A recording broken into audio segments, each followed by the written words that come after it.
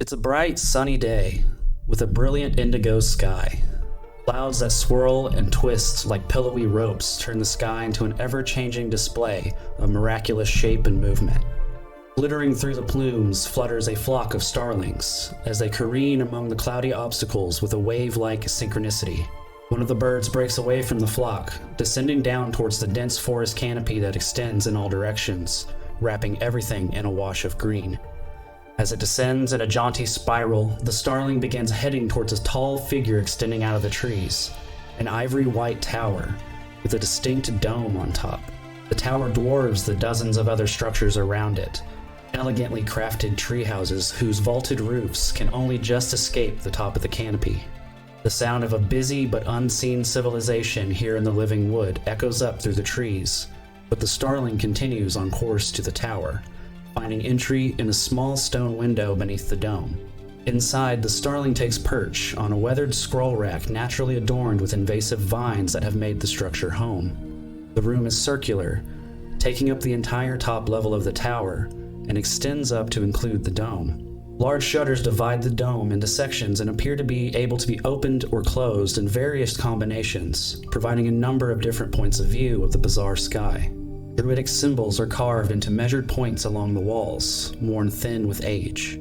The walls of the room are lined with cabinets and other scroll racks, stone tables covered in melted candles and dusty books, and a seemingly neglectful amount of overgrowth of innocuous flowers and plants, the Lunari Astralarium, as it is known. Standing at the edge of the room, less than 10 feet from the bird, are two Eladrin, one autumn, one spring. The autumn Eladrin is tall, with an immensely long ponytail, carefully segmented into bead-shaped parts. She is old but strong, eyes are piercing in the color of dying leaves, and she wears a thick, heavy robe of mossy green and white color, the weight of its length bowing at the bottom in pillowy folds. The spring Eladrin is young, shorter, and looks like a fresh, spindly twig sprouting from a great, beautiful flower stem. She wears a cropped and minimal vine-woven tunic, and a flowing green and yellow waist piece that catches the breeze on a whim. Her red hair is swooping and shaped like a rosebud. Her skin is pale and freckled, and her eyes are vivid green. The pair is hunched over a stone table piled with scrolls, when suddenly the autumn Eladrin turns to the shutters. With a wave of her hand, vines crawl down the domed ceiling, dragging the shutters closed with them. At the same time, the spring Eladrin lights the candle at the table. Over the candle, the young Eladrin produces a small glass orb. When washed with the candlelight, the orb begins to glimmer. The autumn Eladrin turns back to the other. "This discovery is an ill omen, a warning from Andromeda," she says before frantically shuffling through the unfurled scrolls on the stone table. Candlelight flickers over the old wrinkled parchment as she produces a star map of great age. "The constellation you found is called the Writhing Eye. It is an omen unlike any other you have seen." She begins shakily reciting from memory an ancient verse. "Beneath its light, astral darkness slumbers, hidden beneath sacred Gaia, separated from astral heart. Malice will unite them, Esper will unmake them." According to ancient scripture, the tricardate exalt once faced a calamity from the astral sea. Its cosmic hunger threatened to consume all existence.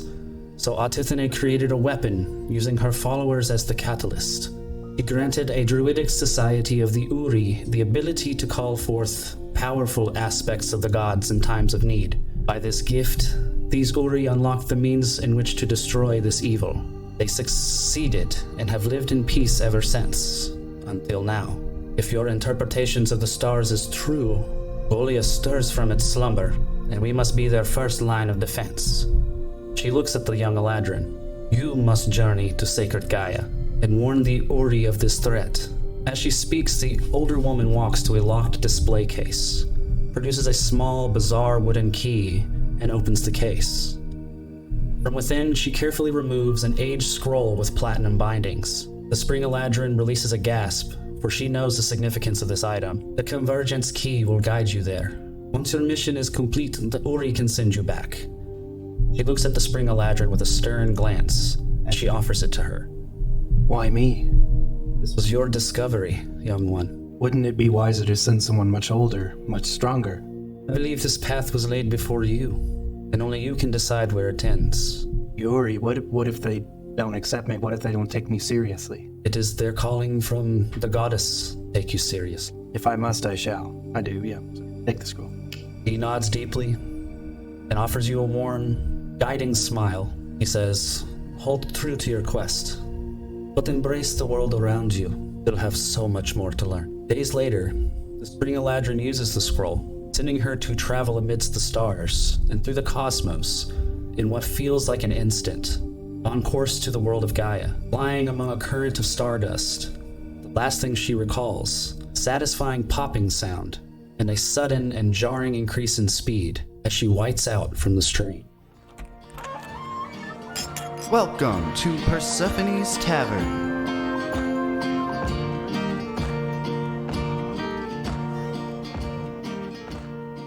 Welcome back to Ivola. Yeah. I am your DM, Trevor Trent. Joined as always, we have Hayden Poindexter, Goliath Ormander, Nick Lloyd, Yuriael Gloomraven, Andrew Goebel, Azamir Ashford, and of course, Austin Boyette is still here, but we have future plans for him in the works. So with that in mind, do you guys want to jump into a recap? Yeah. Anything from Krisk? No rights. No? Okay. Last rights? What was the last thing you did? Curse your god? Yeah, he did. Yeah, you did curse your god. He did do that. How about that? That's an enemy coming back later on in the day. Oh my gosh. Oathbreaker. That's a different game. Okay. Last we left off, the party waited at their makeshift camp made on the edges of a treacherous mountain pass known as Grizzleby Pass. They waited for news from Yuriael in the strange cave that they had witnessed a scaled creature flee into earlier. After a time, Krisk joined Yuriael at the top of the ridge and they descended into the cave together. As they proceeded, Yuriael extinguished the strange torchlight totems illuminating smaller chambers along the way. The cave was winding, extremely narrow, and filled with multiple branching pathways. The tight conditions and the noisiness of Krisk's heavy armor made moving quietly nearly impossible. They could also hear the occasional vocalization of kobolds ahead, seemingly near but always out of sight. Still they pressed on, following the lights before extinguishing them and marking their path as they went. Minutes passed, and they still found no sight of anyone inhabiting the cavern. Eventually, they emerged into a widened chamber with crystal geodes protruding from the cavern walls and ceiling. In the center of the back wall, they found an altar with a primitive wicker tapestry hanging behind it. The tapestry depicted a crude image of a dragon, with its face violently scribbled out with charcoal into a demonic visage. Krisk suggested that the chamber to be a religious site belonging to the kobolds, but both were at a loss as to what the vandalized tapestry might imply. Investigating the tapestry more closely revealed a dark, hidden passage with a soft breeze blowing through it. No sooner had they found the entry did they hear a raspy voice bark in a strange language from behind. Turning to meet the sound, they found themselves surrounded by a group of kobolds, led by the same ominous figure Yuriael had noticed across the ravine the night before. Now apparent cloaked red kobold with glowing red eyes and wielding an odd smoking staff. Meanwhile, at the campsite, Khalil and Azamir rested around their campfire, discussing theories about the strange symbols found on the spider abomination in the mines. On top of discussing the ethics of spellcraft in general, they agreed that the magic was ancient and possibly linked to the ancient Uri. They discussed these topics while roasting hot dogs in anticipation for the others to return, unaware of the dangers they now faced. Back in the cave, Krisk and Yuriael drew weapons against their assailants. The kobolds inflicted painful wounds on both of them, but Yuriel's swift retribution ended the cloaked leader with 2 well-placed arrows. The remaining kobolds fled, absconding with the leader's staff as they went. Confident the worst was behind them and the kobolds would think twice about attacking them now, the pair continued into the hidden passage. They squeezed and pressed on through the narrow passage until suddenly a wash of cold air beckoned them towards an exit. Soon emerged from the crag into the cold mountain air, a crystal clear starscape glittering above them. Krisk realized that they had emerged back near the main road leading to Bahamut's Spine, but needed to backtrack through to the Cobalt Den to reunite with the rest of the party, still on Grizzleby Pass. They begin back through, retracing their steps with ease. They spotted a pair of kobold descending down an unexplored side tunnel. Yuriael wasted no time in attacking, felling one of the straggling kobold. Yuriael moved up looking for the staff, but instead heard the frenzied scurry of approaching kobolds. They piled in single file, surrounding Yuriael before driving spears into him. The remaining kobolds surrounded the already injured Krisk and laid in more vicious wounds. On his last ounce of instinctual survival, Krisk flailed wildly against the swarm in a panic as Yuriael did his best to kill off the kobolds from a safe distance. But eventually, their numbers overcame the wounded half-orc. Yuriael pressed the advantage to slay the remaining kobolds, but by then, it was too late. Final kobold fled, and Krisk was gone. Yuriael lamented in the loss of his ally, and committed to returning his body to the camp. He stripped off the bulking armor and equipment and began the physically taxing task of moving both of them back through the tight tunnels to the entrance. Back at the camp, Jovial, Galil, and Azamir toast over hot dogs as they both hear the approach of weary feet. Emerging from the darkness, a bed-draggled Yuriael, carrying the lifeless body, Krisk Ul'Tarkas. That's where we pick up. He's gone. I'll run up and try to cast Cure Wounds on it. You do so, you feel the radiant energy channeling through you, focusing on healing these wounds. Nothing happens. Wait, what do you mean he's gone? I drop to my knees with him in my arms. I just scream out, "He's gone!" No. He can't be gone. No. We just got library cards. He can't be gone.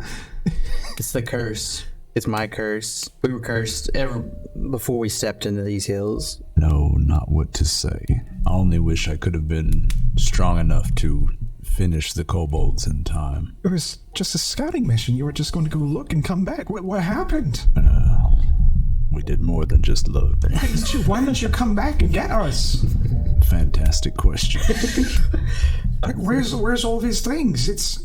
I could not carry him with all that. I don't have the strength, and I could not leave him there. Goliath, is there anything you can do? Is there... I fear the soul has left the body. I know Krisk was a devout paladin, so hopefully I struggled for a second with letting them in on his last words. I say, in his last moments, he actually cursed his god. Okay. I say something in these hills can take over even the strongest of man and make them do things that are not like them. I don't believe that to be true to who Krisk was, and I feel like we should find a proper place to bury him instead of leaving him out on this trail or burying him somewhere here. No, we can't leave him on this mountain. For God's sake, let's bring him back to town to see if we can...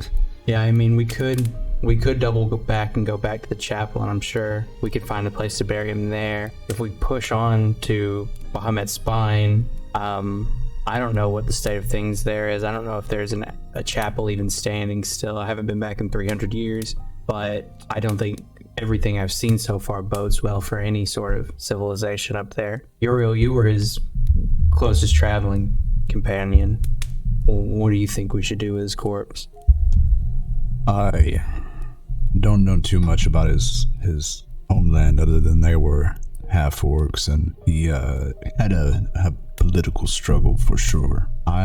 Short of returning him back to his homeland, which right now would seem nigh impossible, should think maybe we do a funeral pyre. Can I do either a religion or a history check to see if I know either the burial ceremonies for half-orcs or the sect of paladin that he was? I ask you, Azamir, Yeah. if you may have learned anything in school about half-orcs and their history. Wasn't my intention to learn more about socioeconomics of everything, but I don't think socioeconomic might be the right word there.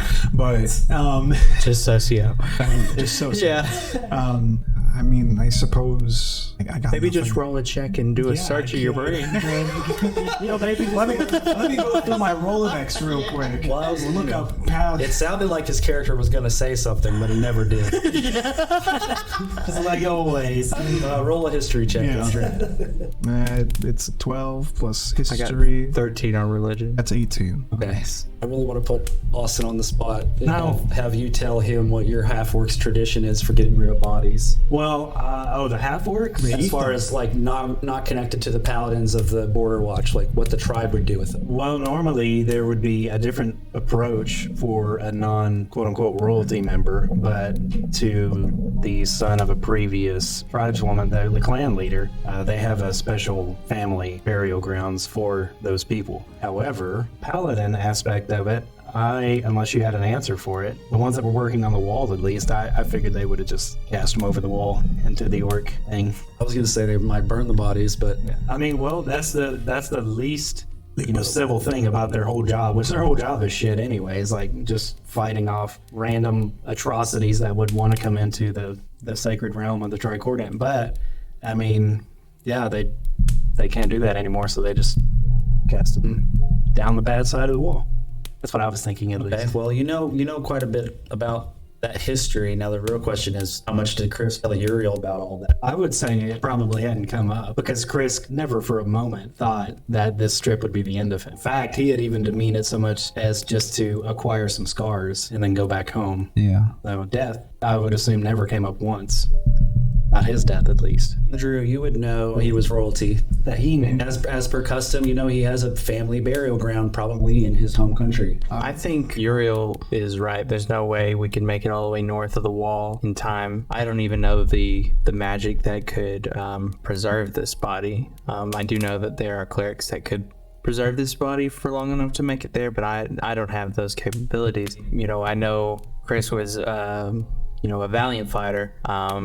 He wouldn't want his corpse to be desecrated out in the woods. In Alexandria, it's custom for us to burn bodies to keep them away from possible plunderers. We've already seen goblins and kobolds. God knows what could dig him up and do whatever with his corpse. So I think we just build a funeral pyre and have a ceremony tonight. And then If that's what it has to be, I suppose that's what we need to do. It'd be nigh impossible to get him all the way that way and also do the rest of our missions. yeah, and I don't think there's any particular reason he would want to be buried back at Dragon's Breath. I feel this is the cleanest way to go about this and the most respectful to Krisk. I think a funeral pyre is a beautiful idea. And I look over at the campsite and I notice what's cooking on the campfire and I go, are those hot dogs? Oh, yeah. That was fast. Yeah, there are 2 hot dogs left. Yeah, we had made some sausage. Go ahead, take what you need. I ate one of the hot dogs. Yes. Just one of the hot dogs. I'll leave the other one out of respect. You gonna throw it on the camera? I was thinking pour a hot dog out for your mature. And one for my homie. Pour this one out for the homies. The hot dog cheers. Boiling hot dog. Guys, if you don't do that at my funeral, I promise I will on you. If I outlive you, I will pour a hot dog juice on you. The glizzy goodbye.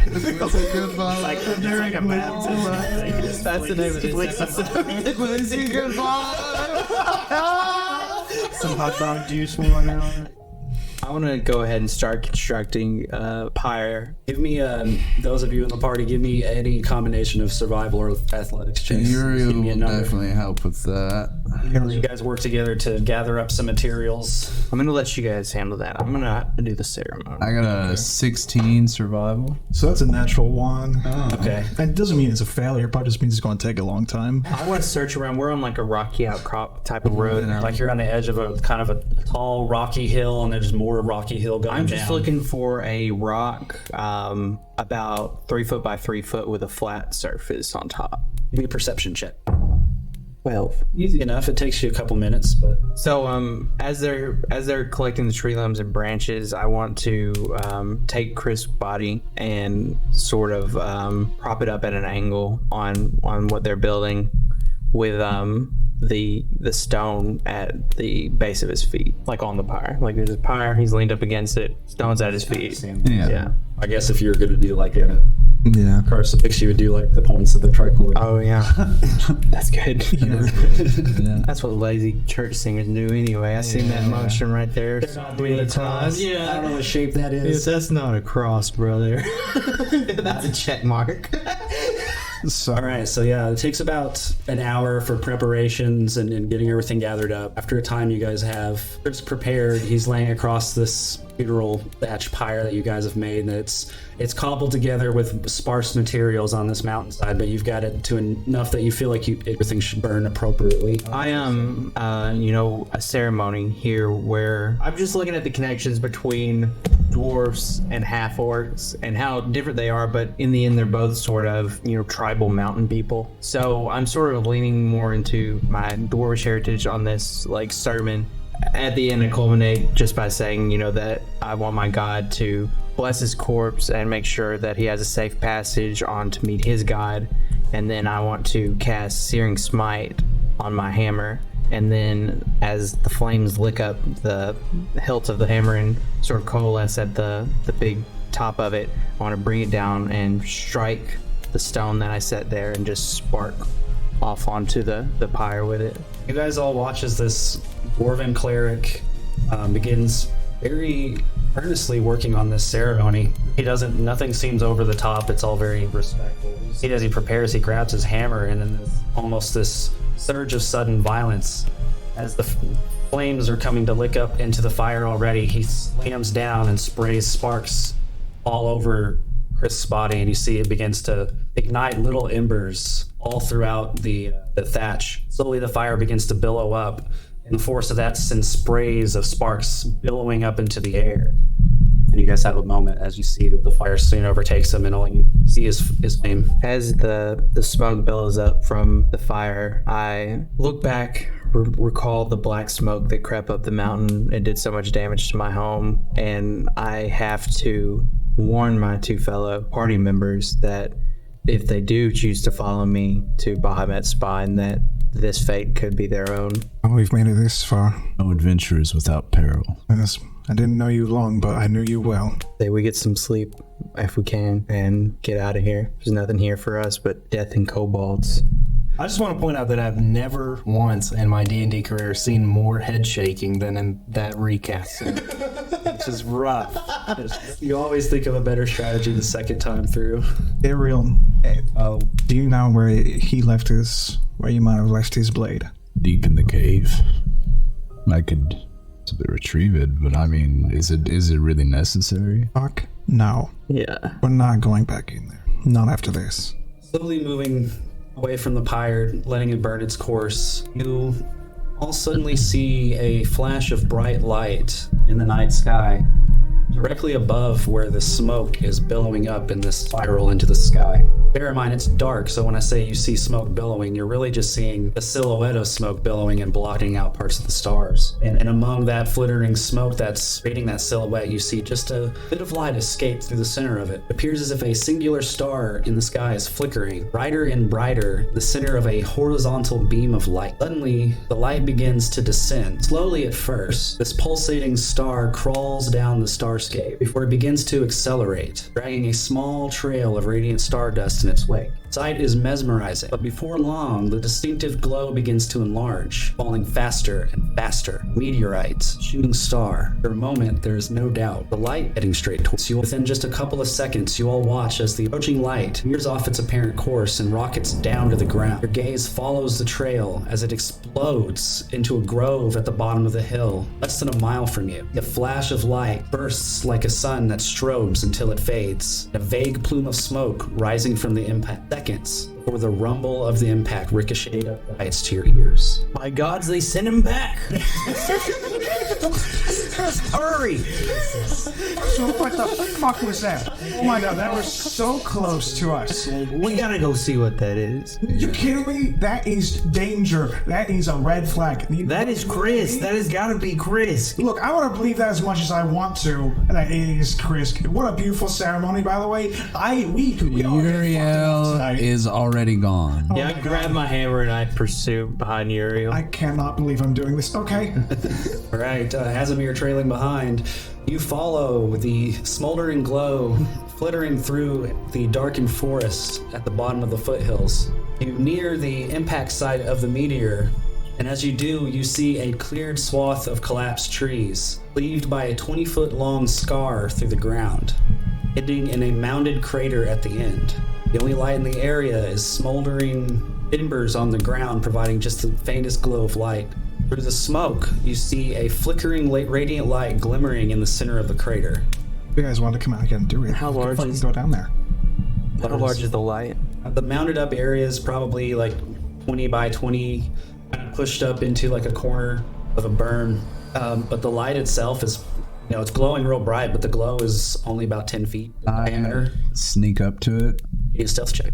21. 21? Okay. Like a wisp, you crawl up through the trees. Anybody else going with them? You lose sight of Yuriael instantly, just like with the goblins. As soon as he goes, you're like, whoop, he's gone. How far are we from the mound, the 20-foot area? 60 feet. You are just on the inside of all these trees everywhere, and really the only path that's cleared is this scar about 20 feet long that's going through the little bit of forest. At the end of the scar, is there an impact crater? It's like this groove that's been cut straight along where it's all mounted up at the end. Okay. I just want to approach about 30 feet back.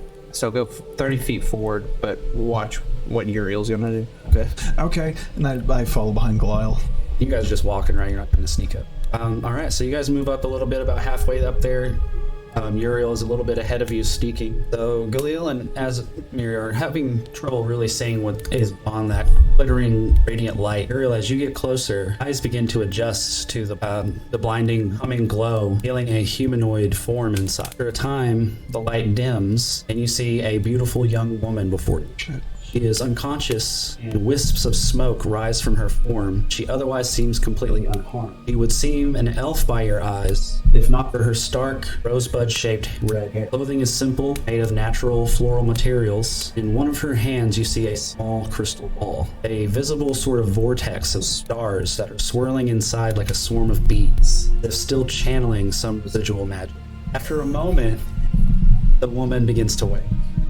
Who be ye who travels by stars? Like quivering, exhausted, and disoriented. Yeah, well, not only that, but she's probably, I would imagine that she seems like she's struggling to even exist in this gravity, basically, in a way, in this atmosphere. So she begins to wake, struggling against all of this oppressive material world around her. And she opens her eyes a little bit and she sees you. What? Who are you who travels by stars? Okay. By now, you both that are standing back do see this humanoid form stand up and slowly come into view. Still dark. Those without dark vision really only see the flickering light against their lower bodies as these two figures stand across from each other. So as she stands, you can see her form become somewhat transparent and blinking in and out. It seems like constellations of stars are just like brightening up and dimming out throughout her body as she shifts in and out of this form, and she doesn't seem to be able to control it. And she stands up waveringly, hobbles back and forth, and she says, "Help me." Okay. Upon seeing her in the weakened state and her asking for help, I'll move my 30 feet up and cast Cure Wounds at a 2nd level on you. Okay. So as you go to cast it, you reach out to me and I just grab your wrist and I say, "No, I need to find the Yuri." And I feel like my eyes would shutter a little bit and I would just collapse again. The Yuri? We were just talking. My name is Yuriael. Conversation still fresh on your mind, Azamir. You spark to life at the name of the Yuri. You know that they are an ancient civilization long gone, but their foundation of everything that this continent was built on. I imagine just kind of in this, as she collapses, I just kind of peek up and say, like, couple centuries off. No response. Say, I think we should take her back to camp and wait till the morning and see what's going on here. Possibly we could get her back to town. Possibly she could go on her way. Hold on, you're just saying we bring the woman that crashed in from outer space into our camp after we just literally had a funeral, probably fire still burning at our campsite, which is okay. You heard her call for help. Yes, but sometimes a robber needs a help too. Okay, let's do it. Let's go for it. You know what? I'm open-minded now. Let's go for it. Suddenly, Uriel hears a painfully familiar sound, the vibrant rattle of Cobalt speech, approaching from behind you. I go into a rage, and I immediately, without saying a word, just not thinking, just in a fit of rage, go after them, straight for the kobolds, running just head on and preparing to shoot one. You see him turn around and suddenly hide back into the bushes on the side out of the light. So Khalil does like a 14. triple take. He looks to where the girl is laying. He looks to where the sound is coming from, and then he looks back to the pile that's still laying there that she emerged from, and just ready a weapon. You have dark vision? No, I have dark vision. So you can actually see this reasonably well. Casimir, you have no idea what they're looking at. But you can't see Uriel, though. But you see I've never seen your. Who is he? he's a guy in a red mask. That's funny. Is like dust starts coming down, I just start losing visibility. Like, it's so weird. Weirds me out. That's creepy.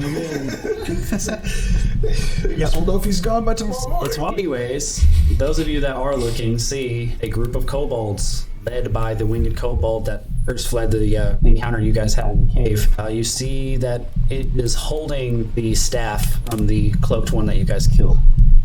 And I guess I need everyone to roll initiative. Okay, at the top of the round, We're doing this. you see coming into view from the darkness a kobold with a spear primed comes rushing towards He's been choking for a second. Anyways, you see this small kobold come running out of the darkness towards the four of you. You chuck a spear at Casimir. Just one. That's all you see out of the darkness so far. It's fine. Fine, my AC is only 10. Yeah, that's a hit. There's 3 piercing damage as the spear slices against your arm, cutting this deep cut. Then you see, after he does that, and in the darkness, you see, those of you with the dark vision can look through and actually see him doing this. Casimir, you just see these glowing red eyes in the darkness as suddenly starts swirling his staff around. All of the smoke that was off of the embers of the broken trees and things starts swirling and crawling across the ground towards him, whirling up into his form, covering him into its shadowy, demonic visage. Kobold? The winged one. This is a lot happening all at once. Then after he does that, you see that even the smoky visage, almost very similar to the way Yuriel bamps out in shadow. This whole smoky figure goes invisible as the smoke just fades. You don't even see the eyes anymore. Another kobold comes running out, chucks a spear at Khalil. One to hit, take a 3 piercing damage. Is it to Yuriel? Well, I'm gonna hack the one that threw the spear. I'm gonna shoot it with my bow. So that's a 24 to hit. Definitely hits. And then because of my dread ambusher feat, get a additional attack. First round of combat. That's gonna be a 25 to hit. 12 damage. One goes down. 2 arrows just right in the chest. Pow, pow. You take one of them down, and you see the other one kind of looks kind of shocked for a second and gives like a little. And that brings it to Casimir. Alrighty. There's a spear about 10 feet away from you, just off behind you. I raised my arms like, oh my god, okay. This is what the actual thing is. Okay, That's your blood. we're gonna get a little woozy. I'm just gonna take out my tome, flip a few pages, get to a certain point, and just start marking sigils in the air, and just from the palm of my hand, take a long breath and blow into it and cast sleep in the area where I saw the spear come from. I saw like little red eyes, right? Oh, the spear came from the guy that ran out of the darkness. So you saw the guy run at you and do like an over-the-shoulder chuck. The other guy that did the same thing to Khalil is already down. So there's still another one that's like 15 feet away from you, and you don't see any other targets without that. I'm gonna cast a sleep spell regardless. I'm gonna cast that. Yeah, roll the hit points, but you're definitely going to probably take him down. 15 points worth of sleep. That kobold goes to sleep. Still like almost mid-throw from the spear. He's still in the follow-through, and he just kind of rolls over. Another kobold runs out of the darkness. It's going to move up to the one that is unconscious and use his help action to wake his ass up. So he runs up and he just kind of goes, kicks him in the fucking ribs real hard, and they both wake up. That's his action, though. He can't do anything else, but they are standing 5 foot apart, so that's cool. beneficial for them. It brings us to Austin. This person's unknown. It's their turn. Yep. You're barely here, suffering from a bit of exhaustion, but you are very aware that there is a fight going on. Yeah, so I will open my eyes, look up towards the battle, see things kind of unfold. These strange creatures look small and, insignificant, but at the same time, a nuisance, at least in this moment. Disorganized. Yeah, I see these people struggling against it. And I feel like I would know that they were actually willing to help me, so I will in turn try to help them. So I try to get up, find my way in like the superhero 3-point stance, and take the wooden shield off my back with a strange symbol etched into it. Put it on, and I want to. So the group of 2 kobolds, how close are they to where I last saw the one that went invisible? 30 feet away. 30 feet away. So the one that last went invisible, I want to cast Fairy Fire on its location if I can. It has a range of 60 feet. And that is It's a 20-foot cube. 20 foot, yeah. And each creature in the area does a dex saving throw. They DC's 14. As you throw down that fire, see 2 kobolds standing in it. Fortunately, not the shadow creature, but one of the kobolds erupts into the blue flame. You know you marked one of them. Got one of them fairy fired. Okay. And then I want to turn to Galil, which I assume is probably within 5 or 10 feet of me since the fight started. And I'll kind of like try to stumble towards the fight, towards Galil, and basically go back down on one knee right whenever I get to Galil and say, I'm too weak to fight right now. And I want to reach my hand out, touch the back of his arm, and cast my face stab. Except as my spring variant, I can make him teleport up to 30 feet instead. So I want to bamf him right between the 2 kobolds that are within 5 feet of each other. As you are suddenly teleported, you feel this very pins and needles sensation rush through your body after a wash of cold, like the vacuum of space. Yeah. And then you suddenly reappear. You've never felt anything like that Then a before. spring breeze washes over you. And then you see that you are surrounded by blue flame, and you see this kobold looking at you quite shocked, also wrapped in flame. Another ally about 5 feet from him. Startled, but no worse for wear. That's the end of my turn. So the one that Austin Fairy fired goes next, and you sees you teleport in front of him. Suddenly he scrambles for his weapon, and he tries to stab spear up through your armor. That'd be for 7 damage. Another kobold rushes out of the dark and runs up to the one that was felled. You see he kind of sniffs at the air for a second, takes a look down, curls his lip, showing his teeth before looking ahead, and he's going to chuck his spear at whom? Casimir's still in front of him. 7 damage. There it is. That brings us to Galil. More health than I have. Okay, so I just vamp over there. And then immediately get stabbed. Yeah, I take a deep breath. I want to hold up my hammer in the air and I want to yell, I'm Galil Ormender, cleric of the Tricoordinate. Show yourself, vile demon, so I may purge you from these hills. And then I just want to look over to the fairy fire kobold and bring the hammer down on top of him. Hell yeah. Roll with advantage, I think that's how that works. 10 damage. Okay, yeah. You slam him with all your might, the glow of the fairy fire seeming to almost magnetically pull your hammer into his skull, and you just bail out as his neck gets 3 inches shorter and he falls to the ground in a hump. I reiterate, show yourself or I'll end your entire line. A 3, 22 to hit. Hit. As a spear from an unseen kobold comes from behind. Take another 6 piercing wounds. We have a bit more health than the wizard. Whiz biz. Yeah, this is what we call it at the school. We just do our whiz biz. Wizarding business class, the whiz biz. The whiz biz. Our teacher's actually an undergraduate, believe it or not. I believe it. I always thought that was the Leo, as you say, show yourself, Val Demon. You watch as suddenly this creature walks into the fairy fire and suddenly appears as his entire body is washed in this flame. Undeterred, it looks at you, makes some attack. You take 9 psychic damage. As this shadowy claw rushes through your chest and goes completely through your body, you feel this racking, piercing pain go through your mind. Okay, so the one that's not fairy fire was standing next to you, gonna make an attack. 15 to hit. Miss. Miss. So you say it glances off of your armor. As that demon slashes across you, it tries to move away out of the fire. Do you try to hit it? Yeah. Gotcha. 16 to hit. That hits. 12 damage. Straight up bludgeoning. Yes. Right, you see that it hits into it, and your hammer, just like it's clawing through you, your hammer almost seems to go through it, and it kind of pulls wisps of smoke away from it, and you don't even see like the kobold in it as you do it. You're not sure if he's just too short or what. Because as it became a shadow creature, it did swell up in size. But be that as it may, as your hammer cuts through this incorporeal flesh, instead of it just wisping shadow that reforms, you see this radiant thin rim of light around the edge of your hammer as it seems to cut through the shadow. But it retreats into the dark, and you see as soon as it leaves the fairy fire, you see his form disappears, but he still has this wreath of flame around him. Kind of track where he's going. They also like generate light, like dim light, Dim light. so I can see them in the darkness. You can't see the kobold, you can see the shadowy thing. As of now, all the kobolds are mostly gamed up on Galil. I think you've got none of them on you now, but there's 2 of them that are up closer, the 2 that like help the one you put to sleep basically. Uriel, back to you. So now that the guy is no longer invisible, I'm definitely going to attack at him. I'm also going to cast Zephyr Strike. So I'm going to shoot at old boy with advantage because he has the flame on him. Yep, fairy fire, do what it do. And I'm going to use my sharpshooter feat to take a -5 to potentially add 10 damage. It's a flaccid 20. It is 13. And then, I'm sorry, 16. Guys, we're in a serious fight. 16 of it's piercing.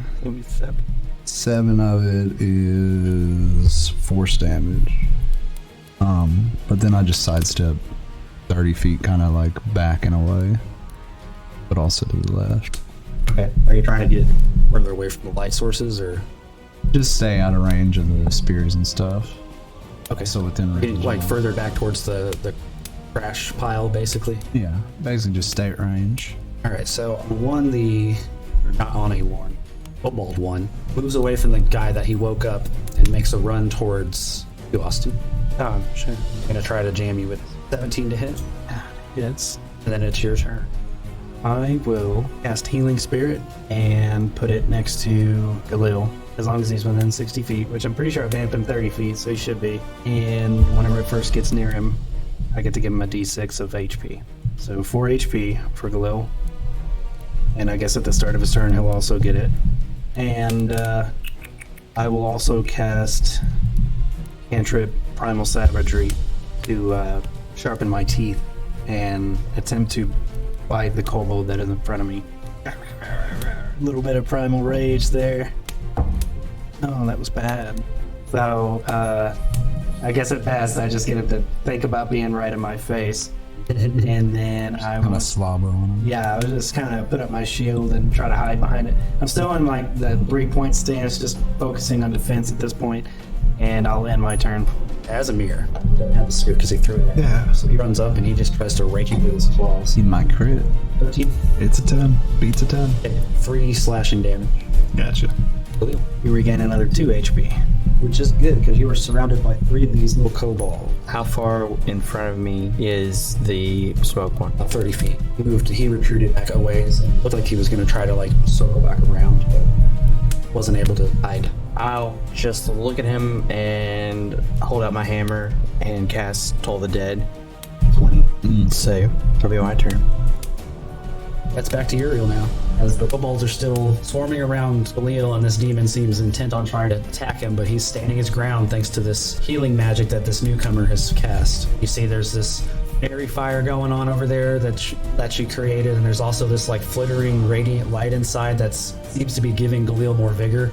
Seems good over there. There's a kobold on Casimir, right in his face, stabbing him and clawing at him. Then there's still another kobold standing about 15 feet away from her. But then also there is a kobold on her. Everyone's got their shit going on, but you, as usual, are safe in the grass. How rough does Casimir look? Not half. Bloodied. More than half. He's at 15 On a left. scale of 1 to 23, I'm at 11. Bloodied. I see. All right. Seeing him getting pretty roughed up by this little thing, Just a kid. I'm only 25! I'm gonna, from my spot in the shadows, send an arrow right into the kobold right in front of him. 9 to hit. That's a miss. That's a miss, bro. I stay here. I feel pretty comfortable here. Alrighty. So this kobold comes up on me. I see the spear next to him. He's coming up and trying to get me like a little rat terrier. I see Galil with 2 of them and a shadow creature on him. I'm going to take 2 pages back from my sleep spell and just say, I'm not even going to take the chance with you. Draw a triangle on the page and just the magic missile. Yeah, the one right in front of me. Alright, that's 7 plus 3. So 10 force damage as 3 little arrows go right through him. Yeah, you shoot beam straight up, and he kind of goes, ah! Looks up and follows them as they come down and spiral and just knock him off, and he's just dead. Hey, fuck you, bitch. You moving? I'll stay where I am. Pick it up on its turn. It's going to 4 piercing damage. All right. That brings it back to you. Okay, in that case, I will cast Flaming Sphere on the other side of it. So it's got to make a dex saving throw. I whirl my hands and conjure a sphere of flame. Takes 2d6 fire damage, 3 fire damage. All right. You see burning very badly. I can use a bonus action and move the sphere up to 30 feet. I want to ram the sphere into the one that is next to Galil. 4 fire damage. You burn that one real bad. And I will end my turn. I mean, he should probably move out of the fire. He's got to move around and get onto the other side of that, but then it goes to Galil after that. Okay, so Shadow Demon's right in front of me. I am going to, as a bonus action, queue up Searing Smite as a 2nd level. So I'm going to make my attack. 15. You blast him with this Searing Smite. All this radiant energy rushes through the shadow's form, and as you do, it seems to cut ley lines through the apparition, sitting swaths of shadow off. At this point, you can kind of vaguely see this incorporeal Cobalt inside, mirroring the fight that's happening. Okay. He makes a Constitution saving throw to see if he stays on fire. It's only a 6. Fail. So he's wreathed in flames. And at the start of his turn, he'll take a d6 fire damage every turn. Nice little Cobalt, some searing damage. To hit Galil, 8 piercing.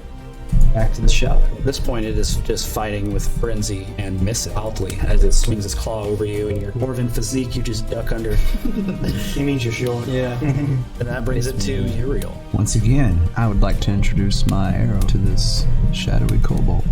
Christ. Mid to miss, both nat 1s. Holy shit.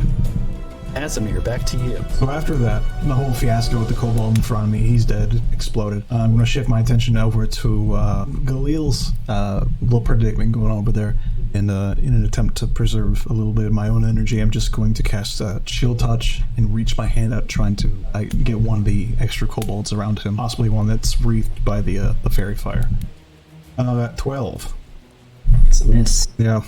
Alright, Cobalt on Austin. 22 to hit. Take 3 more piercing damage to Galil next. Okay. And the Shadow Demon's still on me? Yeah, it's so him and then 2 of his little buddies. All of y'all are in the fairy fire, and just the one is not glowing. So I bring out my shield, and then I want to make another attack against the Shadow Demon. So you throw another blow at the Shadow Demon. You pull your shield up close to you, ready for the incoming spear attack from the next kobold. That's funny. God help him. Shit. 6 piercing damage. Oh, sorry, 5 piercing damage. But that's round. It goes back to the Shadow Demon, who is now going to try to attack the cleric again. Wee. He takes a d6 fire damage. 5. Look if you want to No, that's not good. I ain't a barbarian. This isn't resisted damage I'm taking. These are my ribs. That's my rib you're snapping. Right. So you see as this thing viciously comes down with its claw, this time from the top, and rakes down across your head, and you take a psychic damage just straight to the dome. Where psychic damage should register. Yeah. Right in the brain area. On the ribs. 13 psychic damage. Hey. You see Galil's nose just starts bleeding. 5 health. Uriel, back to you. All right. Brain. Uriel, seeing that scary shit goes down, switches his attack back to the big thing. Yeah, since you can't hit mine. Yeah, obviously not having any luck. The 10 on the first one. I am taking a minus 5. Yeah. Go for that sharpshooter. Nice. So it flies at 20 on the second You one. hit.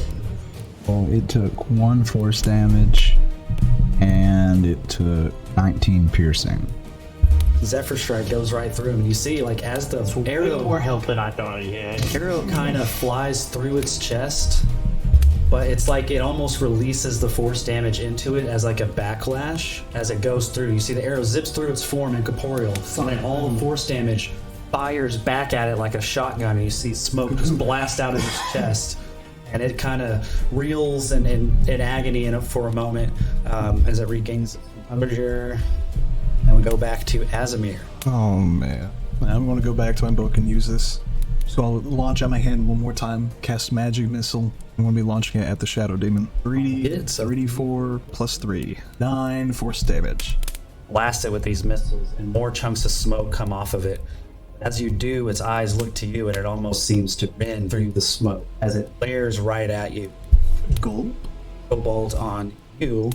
Gonna take another spear attack at you, and it is a miss. All right, it goes back to you. You see this thing still jabbing at you, but you're dodging and weaving. You see this shadow creature is getting ripped to shreds, but is still fighting, still as vicious as before. As you see, Gabriel is really getting rocked by all that damage he's taking. All right, I want to, with my bonus action, I would like to ram my flaming sphere into the same Cobalt that I did last time. It took the fire damage. Takes 5 fire damage. All right, awesome. Damn.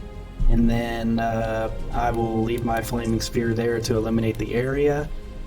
And Doing so, the shadow is shrinking from this bright light 10 feet from. seeing that, I will pull out my star map, my little crystalline globe, and I will focus on it and cast Guiding Bolt without using a spell slot. And I want to aim it at Mr. Dark. What's his face? Full attack roll. 1, 2, 6, 11 damage, radiant. You can channel your magic, and the stars inside begin to swirl. As you do, one of them seems to kind of burst like a firecracker. From that light, a beam shoots from your crystal, spirals tightly towards the target.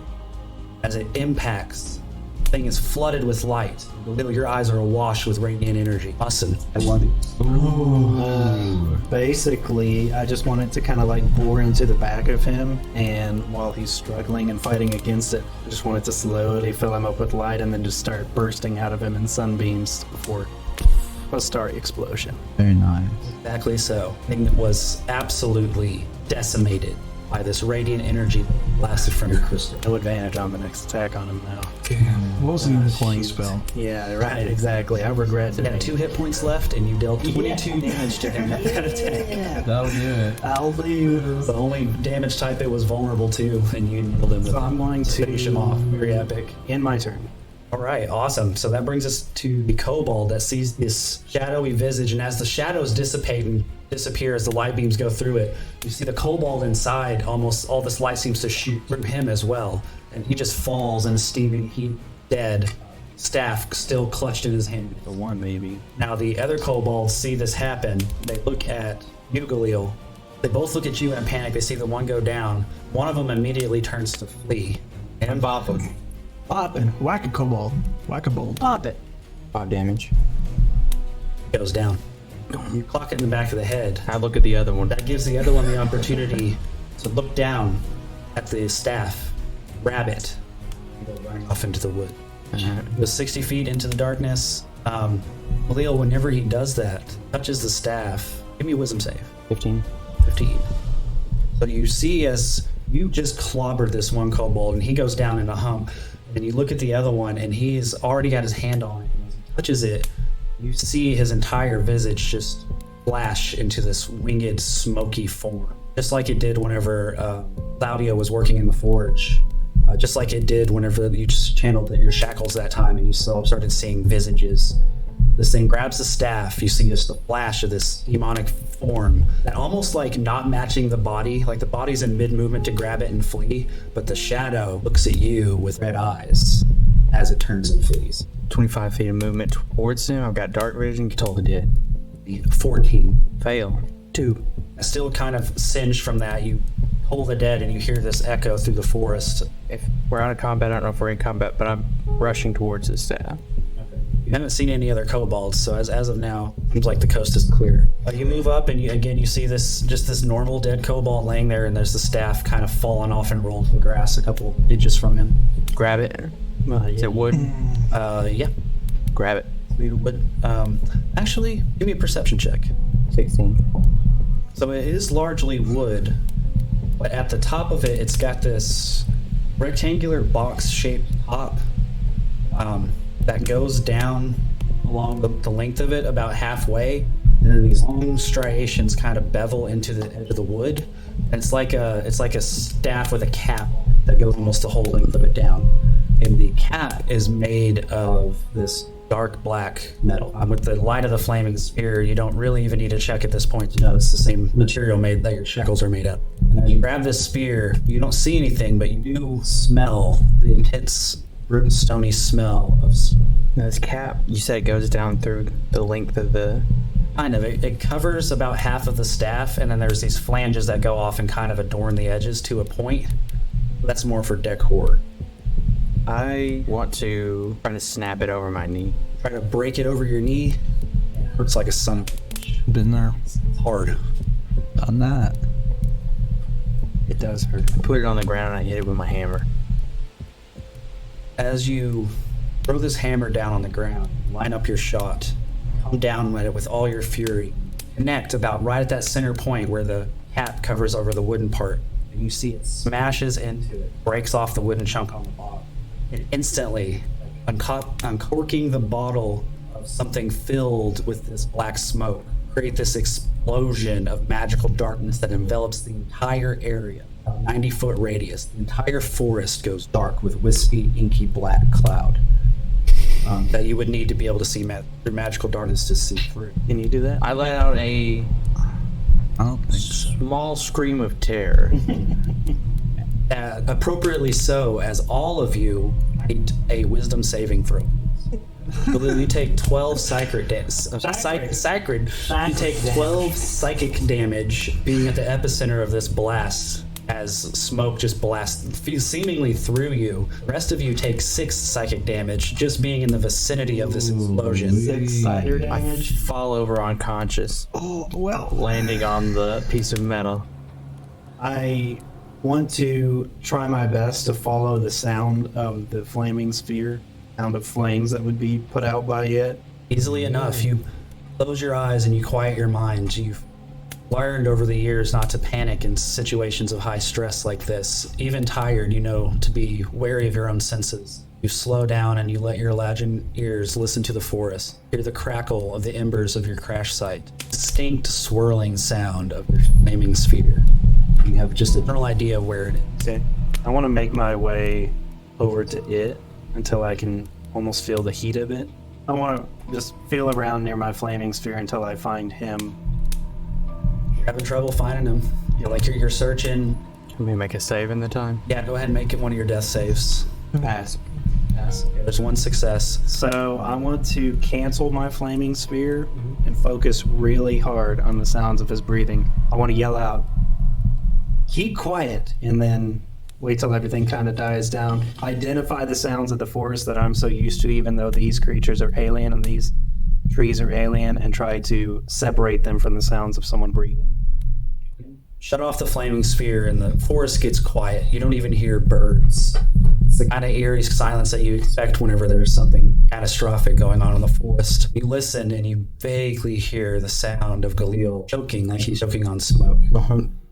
Galil, you feel a wash of black and a chill through your body as your subconsciousness begins to collate in the smoke until you hear the distant sound of a hammer striking metal.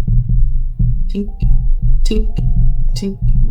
And then as you focus on that sound, slowly, a familiar wash of a jovial dwarven mountain town alive with energy in the distance. Start working towards it. Be another death save. Pass. Austin, feel like you hear his breathing and you crawling across the floor looking for him until you feel the foreign and discontenting touch of metal find part of his breastplate. Unnaturally shaped rock. So this is kind of wacky. Okay, let's do it. Just don't want to cast Cure Wounds. I don't know if Cure Wounds, that's the thing. Cool. So, Oh, I know what's up. what I'd like to do is enter my starry form and choose the chalice. So, since I can't see him to cast Healing Word, I would like to have, which no one else can see this, but I have a constellation of the chalice on my shoulders, my head, and down my torso. And I want to cast Healing Word on myself. And Chalice makes it to where whenever you cast a spell using a spell slot that restores HP to a creature, you or another creature within 30 feet of you can regain hit points equal to 1d8 plus your wisdom modifier. Doesn't say I need to see them, but for Healing Word. Works. So I will do the Healing Word on myself plus 4. So I will heal myself for 7. And I will subsequently heal you for... It's at a d8 plus my wisdom modifier, so you got better healing than I did. 10. I come back in darkness. Before we get to that, you were following the sound of the city, but you begin walking. As you do, the smoke begins to pull away, and you find yourself in the town of Bahamut Spine. See cobblestone roads that meander through rugged terrain, the peak of the Silverflight Mountain towering over the head of the village, ever watchful of this peaceful society. In the distance, you see the tower for the Eastern Border Watch. It is where the echoing sound of a hammer is bringing you to, as your mother's forge, but a half a block away from the Eastern Border Watch garrison. I take a second to take in my surroundings. It's been a long time since I've been here. Cleric, very in tune with life and death, and feel like I'm probably just coming to terms with this is what my heaven may look like. So I start walking towards the side of the hammer in my mother's forge. The sound gets louder and louder, and as you near the familiar pod of the front of the building, you hear the faint creak of the sign for your mother's blacksmith shop creaking in the wind, pushed through the doors. You see her there, clear as you ever did, real as a memory, hammering away. I smile, little tear forms in the corner of my eye, and I approach and I say, what are you working on today, Mother? As you move up and approach, just as the words would leave your lips, you are choked with silence. They cannot escape you. As you try to speak to her, the shadow begins to approach on you once again. And like the way that shadow creature's claw felt scraping through your chest and skull, feel this pull drag you back, and you feel life breathe back into your broken body. But all you see is darkness. That is where we're going to end this session. Ooh, you had to hit the staff. All you see is darkness. Oh my god. Wow, that was fun. That was a lot of fun. Fucking Krisk, sure you're not a barbarian? Well, they knew it. And we still didn't manage to introduce the new character yet. Well, All right, well, thanks everyone for listening. This was a very fun episode. Please stay tuned for the next one. And if you like what we do, leave us a review. Episode 10. coming up. This one was 10. It was that we don't think. How do numbers work? Bro? Like, what even are those? In one day. So. Bye-bye. Bye. Have a good time. Persephone's Tavern, our tales will be sung as we share our adventures with friends old and young. So come raise your glass to the heroes so bold in Persephone's Tavern, where legends are told.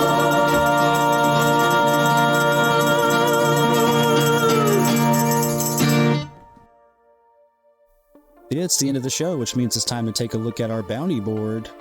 This week we have Radical Toaster, Krinko, Poin Sucks at Games, 3 kobolds in a trench coat wanted for selling illegal flying potions at the gate to Dragon's Breath, asking for 50 gold pieces per kobold upon capture, plus a 50 gold bonus if you can get the set. That's all this week, but a humble thanks to all of our patrons for their continued support.